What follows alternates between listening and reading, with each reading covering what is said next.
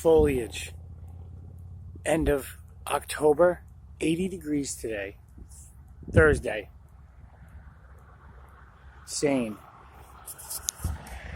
So yeah, the trees definitely are right there.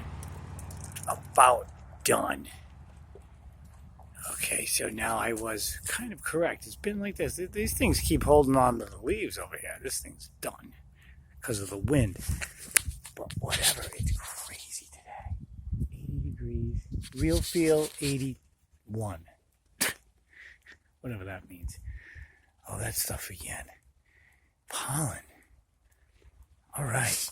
Well, okay. See you next week. Find out what's going on with the trees in Massachusetts. Rhode Island. Actually, I'm in Rhode Island. Cumberland. So I'm tipping, I'm in Rhode Island.